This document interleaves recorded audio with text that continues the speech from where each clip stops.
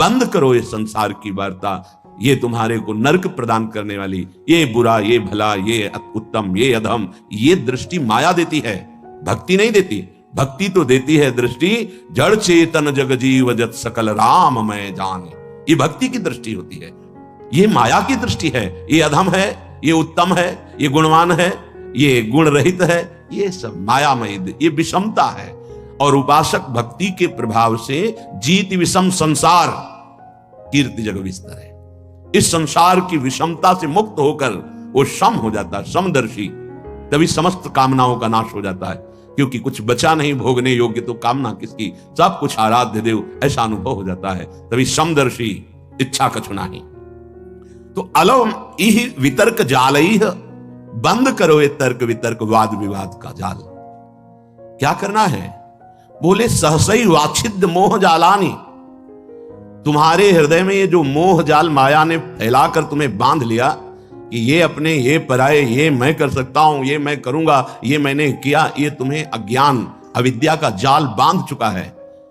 तुम इसे सहसा काट नहीं सकते हो।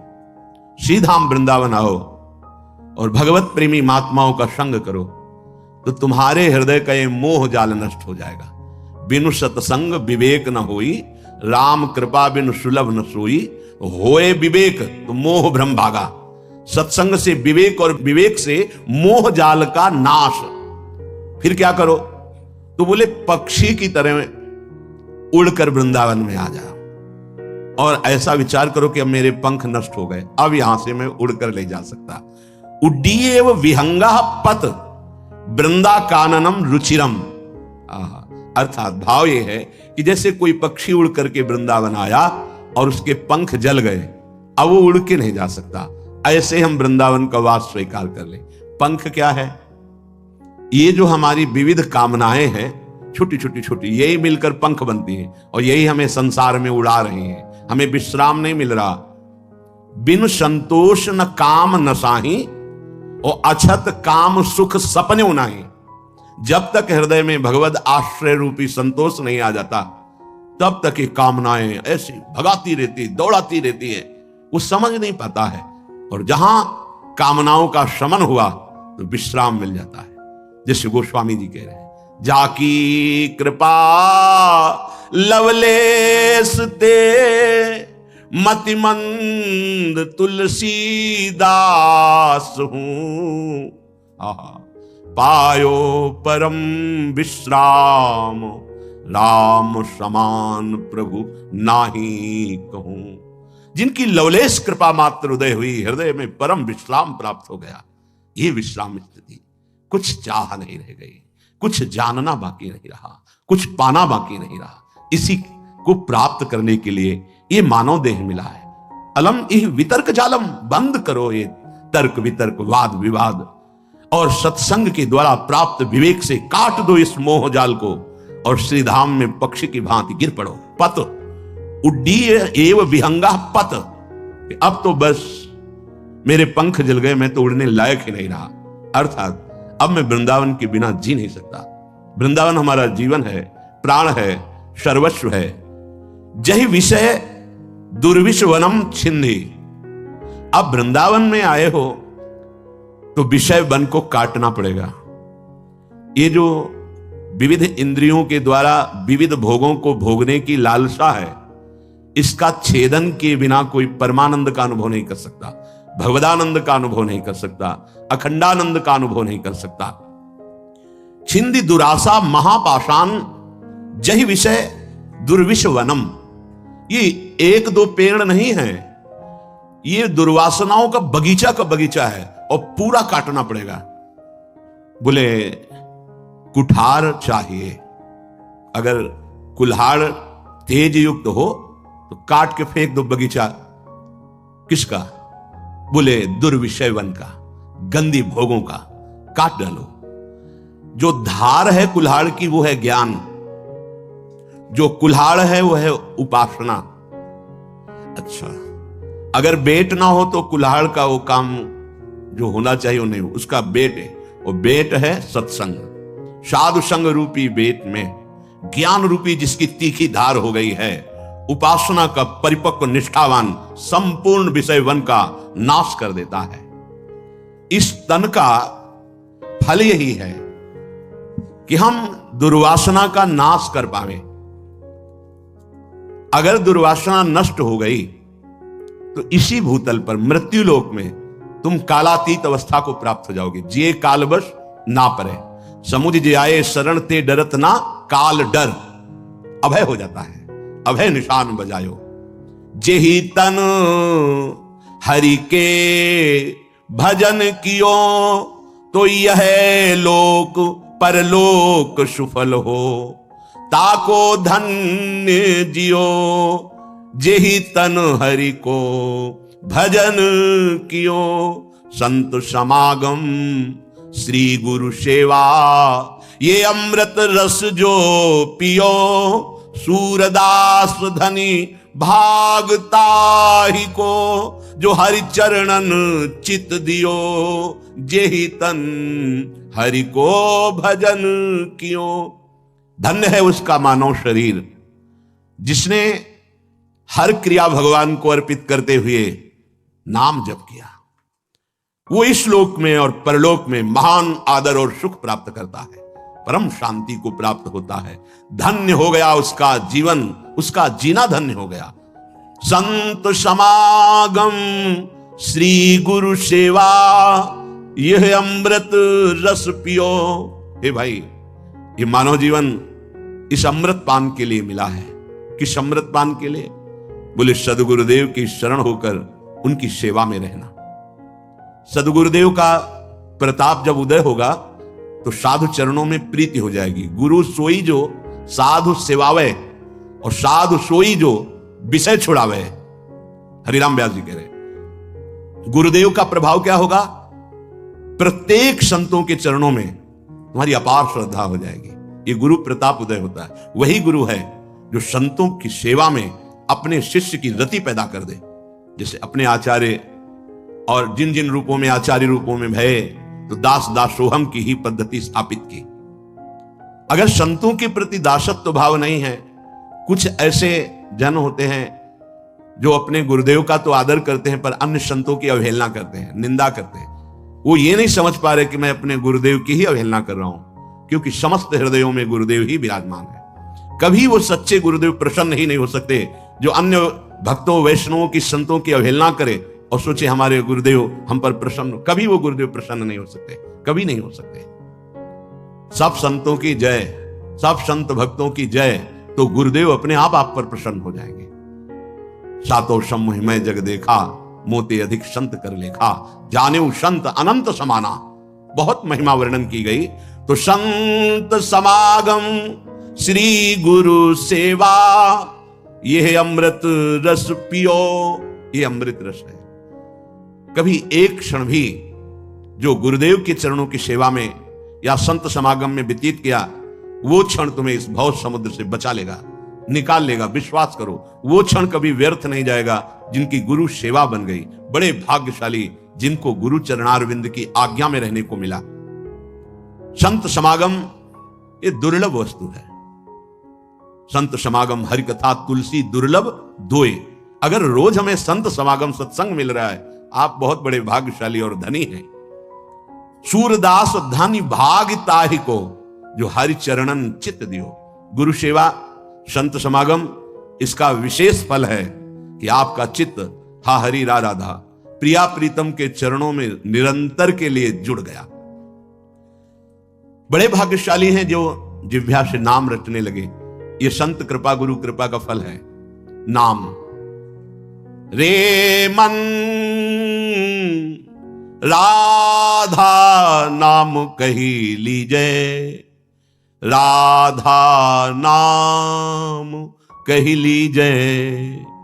गुरु के वचन अटल करी मानो, साधु समागम कीजे। रे मन राधा नाम कही लीजे। पढ़िए गुनिए भक्ति भागवत और कहा कथि कीजे। राधा नाम बिन जन्म बादि है, वृथा जीवन कह जीजे। श्री सूरदास जी। अय मन, बहुत तूने विषय चिंतन किया, बहुत भोगों में भागा, अब राधा नाम का चिंतन कर। सच्ची कह रहे, हृदय की बात कह रहे, मान लीजिए, मान लीजिए बस। जैसे भक्तमाल जी में लिखा है कि लाख बार हरि हरि कहाए, अगर लाख बार हरि हरि जपो और एक नाम किसी भगवत प्रेमी महात्मा का ले लो तो लाख बार हरि हरि का फल मिल जाएगा। लाख बार हरि हरि हरि हरि हरि ऐसा जपा और एक बार किसी प्रेमी महापुरुष का नाम ले लिया। श्री नागरी दास जी की जय, श्री बिहारिन देव जी की जय, श्री भट्ट देवाचार्य की जय, हरिव्यास देवाचार्य की जय, हरिवंश महाप्रभु की जय, स्वामी हरिदास जी की जय। लाख बार हरि हरि कहे, एक बार हरिदास। जो ही भगवान के किसी प्रेमी भक्त का नाम स्मरण किया, लाख बार हरि हरि कहने का फल मिल जाता है। और समस्त प्रेमियों के हृदय में जहां से प्रेम प्रकाशित होता है, वो हमारी लाडली जो प्रेम दाता है। प्रेम की ध्वजा उपासना मार्ग में सर्वश्रेष्ठ गोपीजन हुई, और गोपीजनों को प्रेम कहां से प्राप्त हुआ? श्री कृष्णानुराग। बोले यत्पाद पद्म नख चंद्र मणि छटाया, विस्फूर्जितम किमपि गोपवधू स्वदर्शी, पूर्णानुराग रस सागर सार मूर्ति, साराधिका मयि कदापि कृपाम करोतु। जिनको नारद जी कहते हैं यथा ब्रज गोपी का नाम प्रेमी हो, तो ब्रज गोपियों जैसी प्रेम भक्ति की चरम सीमा का उदाहरण ब्रज गोपी। कहां से प्रेम आया? बोले यद पाद नख चंद्र मणि छटाया। जिन स्वामिनी जी के चरणारविंद के नख की कांति का किंचित प्रकाश गोपियों के हृदय में हुआ तो गोपी प्रेम की ध्वजा हो गई। कहीं किसी के भी हृदय में प्रेम प्रकाशित होता है तो अव्यक्त रूप से या व्यक्त रूप से हमारी प्रियाजू की ही कृपा होती, क्योंकि प्रियाजू प्रेम समुद्र का सार प्रेम दाता है। जहां प्रेम के समुद्र लालजू स्वयं याचना करते हैं प्रेम की, वो हमारी लाडली जो है। मांगत लाल लाड़िलो नागर, प्रगट भई दिन दिन की चोरी, दान दैरी नवल किशोरी। प्रेम की पिपासा प्रेम समुद्र लालजू के हृदय में, प्रेम समुद्र का सार लाडली जू से याचना करते हैं, प्रीति की याचना करते हैं। लाडली जू के सखियों की चरण वंदना करते हैं प्रीति कृपा प्रसाद प्राप्ति के लिए। धन्य है उनका जीवन जिनकी जिह्वा पे राधा नाम रटने का सौभाग्य, रुचि, भाव बन गया है। ये महासौभाग्य है। रे मन राधा नाम कह लीजिए। ये श्रीधाम वृंदावन की रसिकों की कृपा है जो राधा नाम का परिचय, राधा नाम जपने की प्रेरणा, राधा नाम जपने की इच्छा हमें प्राप्त हुई। गुरु के वचन अटल करी मानहु, मान लो, गुरु के वचनों पर अटल विश्वास कर लो, सब बात बन जाएगी। तर्क वितर्क की जरूरत नहीं है। ये भाव का विषय है, विश्वास का विषय है, प्रबल श्रद्धा का विषय है। अगर मान लो तो निहाल हो जाओगे, खुद देख लेना। गुरु के वचन अटल करे मानहु, साधु समागम कीजय। संत समागम से जब तुम्हारा हृदय पवित्र होगा तब क्रमशः उत्थान होता है या सीधे उत्थान, ये तो आराध्य देव जाने कि क्रमशः उत्थान कराते हैं या सीधे स्थिति प्रदान करते हैं, ये उनके ऊपर है। वो किसी पतित को सीधे महान जीवन मुक्त बना सकते हैं। लोगों की धारणाएं होती, जैसे किसी से कोई गलती हो गई तो जीवन भर इस बात को देखते हैं कि ये वही है जिसने वो गलती की थी। नहीं, कल गलती हुई थी, आज आराध्य देव की कृपा हो गई तो जीवन मुक्त हो जाएगा वो। इसीलिए कभी किसी की गलती को देखकर सदैव उसे दोषी नहीं मानना चाहिए। क्यों? क्योंकि ये फिसलन का मार्ग है, किसी से भी फिसलन हो सकती है। इसका मतलब वो गिरा ही पड़ा रहेगा, ऐसा नहीं। गुरु कृपा पात्र, हरि कृपा पात्र ऐसे नहीं होते। एक बार पूज्य श्री मामा जी बक्सर वाले, उनसे एकांत में प्रश्न किया कि शरणागत गिर क्यों जाता है? जब भगवान का शरणागत है, भगवान के वचन है, करो सदा तिनके रखवारी, जिम बालक राखे महतारी, तो वो गिर कैसे गया? शरणागत गिर क्यों जाता है? बोले शरणागत है वो का पक्का। तो बोले फिर वो बाल है खिलाड़ी के हाथ का, वो गिरा नहीं है, वो नीचे पटका गया है, तो गिरना ही तो हुआ ना। बोले नहीं नहीं नहीं, जब खिलाड़ी अपने हाथ का गेंद नीचे मारता है तो नीचे फेंकने के लिए नहीं, लक्ष्य चूमने के लिए। नीचे ऐसे पटका मारा कि वो अपने लक्ष्य पे पहुंच गया। एकदम हृदय शीतल हो गया। तो लगा कि बिना संत समागम के समाधान हो ही नहीं सकता। कौन ये एक साधारण उदाहरण और असाधारण प्रसन्नता प्राप्त हुई, हृदय प्रफुल्लित हो गया। तो जन साधारण के हृदय में रहता है, अगर किसी साधक से गलती हो गई तो जीवन भर उस गलती को याद करके उसके चेहरे पर देखता है, ये वही है जिसने गलती की थी। नहीं, ये वो नहीं है जिसने गलती की थी। जो गलती की थी वो एक वृत्ति थी, और ईश्वर ने, आराध्य देव ने उसे ऐसी स्थिति प्रदान कर दी। अपिचेत सुदुराचारो, भगवान के शब्द जरा गौर से सुनिए। कह रहे हैं अपिचेत सुदुराचारो भजते माम अनन्य भाग साधुरेव सम्मंतव्य। मानो ये साधु है। साधु को कभी कहा नहीं जाता कि इसे मानो साधु है। वो साधु नहीं था, उसने दुराचार किया सांगोपांग। अब उसने मेरी शरण ले ली, मैं बनाऊंगा साधु। अब उसे साधु मानो, मेरी आज्ञा है। साधुरेव सम्मंतव्य सम्यक व्यवसिता ऐसा, क्योंकि उसने निश्चय कर लिया कि भगवान के सिवा मेरा कोई साथ देने वाला नहीं, मेरा कोई उद्धार करने वाला नहीं। उसको मैं साधु बनाऊंगा। और बना दिया, बड़े बड़े हिंसकों को ब्रह्म ऋषि बना दिया। इसलिए कभी किसी उपासक पर अगर कहीं कोई त्रुटि हो जाती है तो जीवन भर के लिए लांछन शब्द न देके, नहीं, पता नहीं हरि कब कृपा कर दे और उसको एक विषय से एक महान योगी बना दे। बस यही हम प्रार्थना करते हैं सबसे कि ये संसार है, बख्शता किसी को नहीं। अगर त्रुटि हो गई, ना भी त्रुटि हो तो जाल में फंसा करके नीचा दिखाने के लिए त्रुटि साबित कर दी जाती है। ये माया है। इसलिए किसी को अपना मित्र नहीं और किसी को अपना शत्रु नहीं। एकमात्र मित्र प्रभु श्री हरि और शत्रु एकमात्र मेरा दुर्वासना से भरा हुआ मन। इससे बड़ा कोई दुश्मन नहीं। हम सदैव मन पर शत्रुवत व्यवहार रखें, ये दुष्ट कभी भी फंसा सकता है। और मेरा सच्चा मित्र एकमात्र हरि, इससे बड़ा कोई मित्र नहीं। तो हमारी अटल विश्वास स्थिति गुरु के वचनों पर होनी चाहिए। सूरदास जी कह रहे हैं, गुरु के वचन अटल करी मानहु साधु समागम कीजे रे मन राधा नाम कही लीजे। समय कैसे व्यतीत करना है? पढ़िए, गुनिए भक्ति भागवत और कहा कथि कीजे। सेवक जी महाराज कह रहे हैं, राधा वल्लभ भजत भज भली भली सब होए, भीर मिटे भट जमन की भय भंजन हरि सोए। भय भंजन हरि सोए भरम भूल्यो भट कत कत। सेवक जी महाराज कह रहे, महान रसिक कह रहे, भगवत भक्ति विचार वेद भागवत प्रीति रति। वेद भागवत प्रीति रति भक्त चरण धरि भाव तरत भव सिंधु अगाधा। भक्त के चरणों का दासत्व भाव रखकर वेद भागवत पुराण समस्त शास्त्रों का उसको जब ज्ञान हुआ तब प्रीति का महत्व जागृत हुआ। श्री सेवक वाणी जू अति अगाध मति गूढ़, बिरलो कोई समुझई हित मार्ग आरूढ़। ये हित मार्ग आरूढ़ भाव भागवत मिले सब, चार वेद सुस्मृत जो चार अवगाही ले जब, तब पावे सेवक हृदय। ये अपनी बात समझते नहीं है। श्री सुखमुख जू बचन सुनावहु। सेवक जी महाराज श्री शुकाचार्य के द्वारा गाए हुए श्रीमद् भागवत का सम्यक ज्ञान, तब उसको समझ में आएगा श्री कृष्ण क्या है, ये प्रीति क्या है, किशोरी जी क्या है, तब समझ में आएगा। ऐसे थोड़ी होता है। तो बोले हमको तो कोई शास्त्र आता नहीं, तो गुरु के वचन अटल करी मानहु साधु समागम कीजय। अब तुम्हें पढ़ने की जरूरत नहीं।